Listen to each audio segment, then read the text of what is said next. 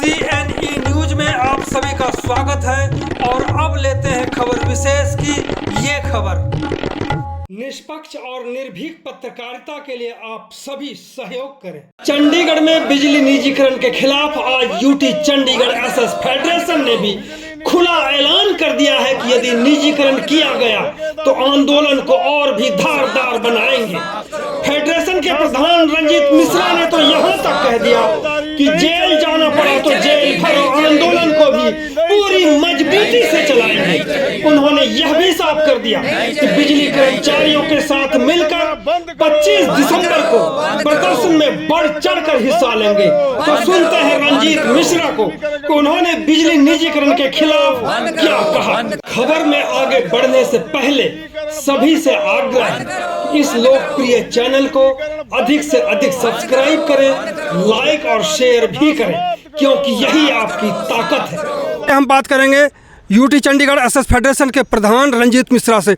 जो मीटिंग चल रही थी बिजली निजीकरण के खिलाफ, वो क्या है और किस तरह की बातें आप लोग कर रहे हैं, प्रशासन से या केंद्र सरकार से डिमांड क्या है आप लोगों की? मैं पहले तो आपका धन्यवाद करूंगा सर। मैं चंडीगढ़ में जो हर तबके की आवाज़ को आप बुलंद करते हैं और उनकी आवाज़ को प्रशासन तक पहुंचाते हैं, मैं CNE न्यूज़ का ज़रूर तहे दिल से फेडरेशन की तरफ से धन्यवाद करूंगा।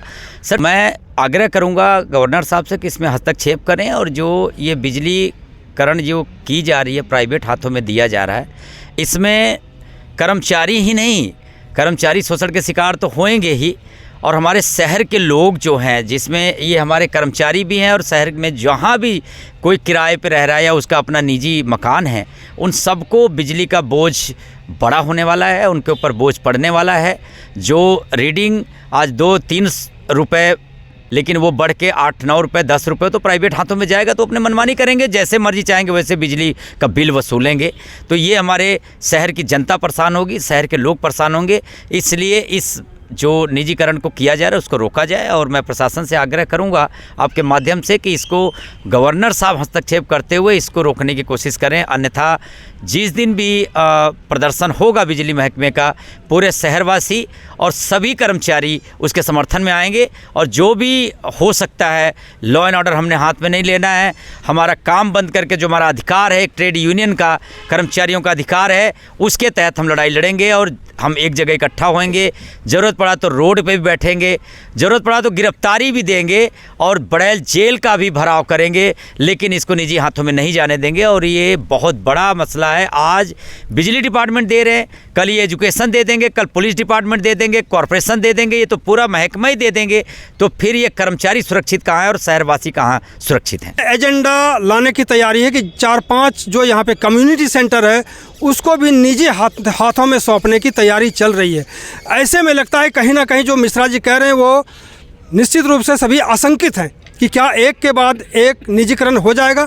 दूसरी बात मिश्रा जी कि 25 तारीख को बिजली विभाग की ओर से जो कर्मचारी हैं वो आंदोलन प्रदर्शन करने की तैयारी में है, इसको कहाँ तक समर्थन देंगे? क्या आपके समर्थक वहाँ पहुँचेंगे इस आंदोलन में? हाँ, बिल्कुल बिल्कुल पहुँचेंगे, पूरी समर्थन करेंगे, तन मन धन के साथ समर्थन करेंगे। और जैसे कि आपने बोला है, निजीकरण हाथों में देने की तैयारी है। हमारे जो कम्युनिटी सेंटर है, कम्युनिटी सेंटर जो है वो आम जनता का है, आम जनता के लिए बनाया जाता है कि उनके बच्चों की शादी विवाह या कोई प्रोग्राम उसमें हो और एलिजिबल रेट में हो, जो सरकारी दायरा है। लेकिन अगर ये प्राइवेट हाथों में दे देंगे तो वो प्राइवेट जैसा आज वो 6,000 साढ़े 6,000 रुपये में बुकिंग होती है, कल वो 50-60 हज़ार रुपये में बुकिंग होगी। वो आम जनता जो उम्मीद लगाए बैठे हैं कि हमारे सेक्टर में, हमारे घर के बगल में कम्युनिटी सेंटर है, जब हमें ज़रूरत पड़ेगी तो उसकी बुकिंग करा के हम इसमें अपने प्रोग्राम को करेंगे, शादी विवाह करेंगे बच्चों का, वो निजी हाथों में जाने के बाद वो बहुत मुश्किल हो जाएगा। क्योंकि शहर में और भी गेस्ट हाउस काफ़ी हैं, बैंक्वेट हॉल हैं, प्राइवेट भी हैं, सरकारी भी हैं, लेकिन उनका रेट इतना ज़्यादा है कि आम जनता वहाँ तक पहुँचना या उनके बच्चों की शादी विवाह करना या पार्टी कुछ करना उनके हद से बाहर है।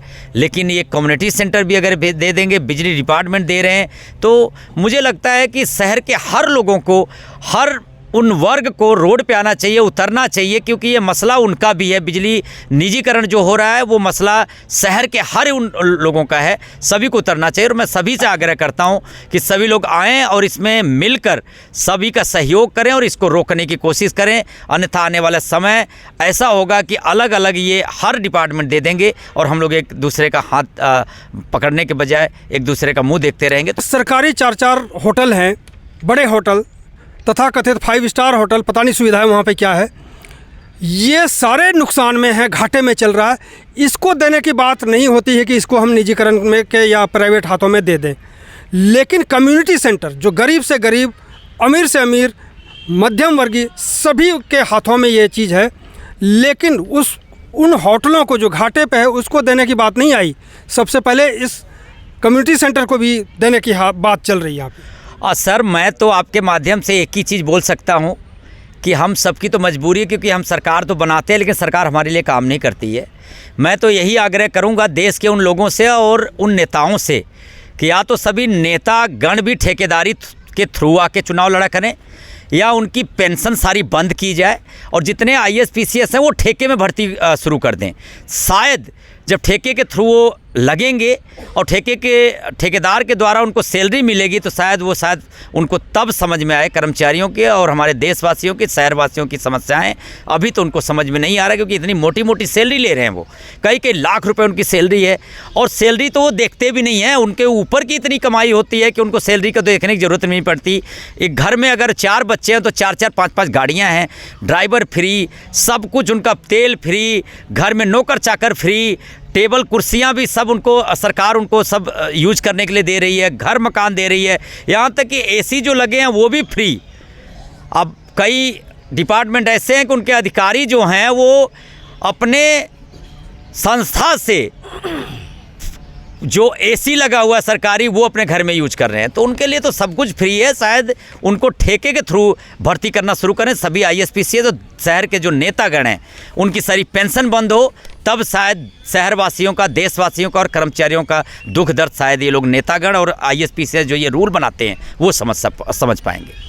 तो अभी मिश्रा जी ने शहर के लोगों को भी आह्वान किया है कि वो भी प्रदर्शन धरना में आएँ और बिजली निजीकरण के खिलाफ में खड़ा हों। हालांकि चंडीगढ़ शहर की जो जनता है वो आराम तलबी है, उनको कोई थाली में परोस दे तो वो शायद ले लें, अन्यथा वो घर से निकलने वाले नहीं। अब हम बात करेंगे तिवारी जी से, जो UT चंडीगढ़ SS फेडरेशन के एडवाइज़र हैं। सर, सबसे बड़ी चीज़ ये है कि सरकार ने तो पहले से ही मनसा बना रखी थी सब कुछ निजीकरण करने का, और कर दिया है। जहाँ तक मेरा आखिरी आपसे सवाल यही है, आपके सवाल का उत्तर यही है कि चंडीगढ़ में बिजली निजीकरण ही नहीं, बहुत सारे निजीकरण करके देखे, और जो आज हमारी लीडरशिप यहाँ खड़ी है इनको भी ये ठेकेदारी पे रखे गए हैं, इनको ठेकेदारी का एहसास है। चंडीगढ़ में अगर बिजली का निजीकरण हुआ, आप कह रहे हैं कि आराम तलब लोग हैं, लेकिन मैं आपको एक बात का विश्वास दिलाना चाहता हूं कि चंडीगढ़ के गरीब तबके के कॉलोनी और मलोया, चंडीगढ़ के सुंदर नगर, विकास नगर, हलो माजरा जैसे गांव हैं, गांव जो हैं, जो जनता यहाँ पे रह रही है, ये लोग ज़्यादा शिकार पहले हुए थे और ये लोग आज भी सब बिजली निजीकरण के खिलाफ हैं। हम तो घूम रहे हैं कॉलोनियों में भी, हम देख रहे हैं कि लोग आएंगे और डट के सरकार का विरोध करेंगे, सरकार का विरोध करेंगे। बहुत बहुत धन्यवाद आपका। CNE न्यूज़ के साथ बने रहने के लिए आप सभी का बहुत बहुत धन्यवाद।